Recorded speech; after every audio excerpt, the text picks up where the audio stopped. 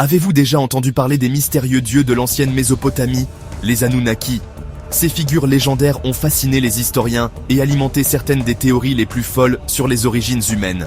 Laissez-moi vous ramener au berceau de la civilisation, là où ces dieux régnaient sur le mythe et l'imagination. Le mot Anunnaki signifie « ceux qui sont venus des cieux » ou « descendants d'Anu ». Anu, d'ailleurs, était le dieu du ciel et le chef suprême du panthéon sumérien. On croyait que les Anunnaki étaient des êtres incroyablement puissants, presque cosmiques, si puissants, en fait, que les textes anciens disent qu'ils ont créé l'humanité pour faire leur travail à leur place.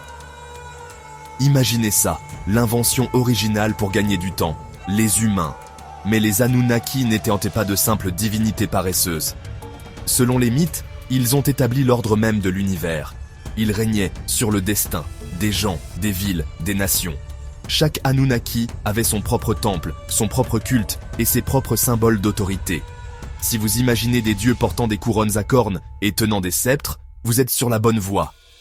Et il y a plus, ils étaient décrits comme des géants, enveloppés d'une radiance éblouissante, presque terrifiante, appelée Mélam. Les gens, en leur présence, étaient censés ressentir des frissons et de l'admiration, submergés par leur gloire. Dans certaines histoires, les Anunnaki étaient aussi les juges des morts, présidant les enfers. Chaque divinité majeure était liée à un corps céleste. Anu aux cieux, Enlil au ciel du nord, Enki au sud, tandis qu'Inanna brillait comme la planète Vénus, Utu comme le soleil, et Nana comme la lune.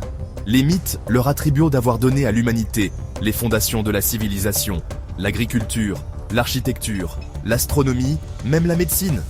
En gros, si les anciens Sumériens savaient faire quelque chose d'impressionnant, ils disaient que ça venait des dieux. Mais c'est là que ça devient vraiment intéressant. Au XXe siècle, un écrivain nommé Zecharia Sitchin a complètement bouleversé la légende des Anunnaki.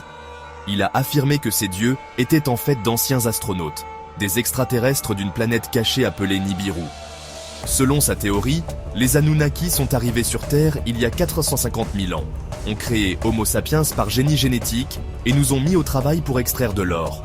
Aussi farfelu que cela puisse paraître, cette idée a inspiré d'innombrables livres, documentaires et œuvres de science-fiction. La plupart des historiens et des scientifiques la rejettent, mais il faut avouer, c'est une histoire qui vous marque. Alors, qui étaient les Anunnaki?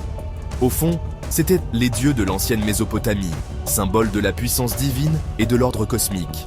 Ils ont joué un rôle de premier plan dans la mythologie de la première civilisation du monde, façonnant des légendes et des croyances qui résonnent à travers l'histoire. Et à l'époque moderne, ils sont devenus des icônes des théories des anciens astronautes et des aventures de science-fiction, brouillant la frontière entre mythe, histoire et imagination. Les Anunnaki nous rappellent à quel point les histoires peuvent être puissantes, qu'elles viennent d'anciennes tablettes ou du dernier best-seller.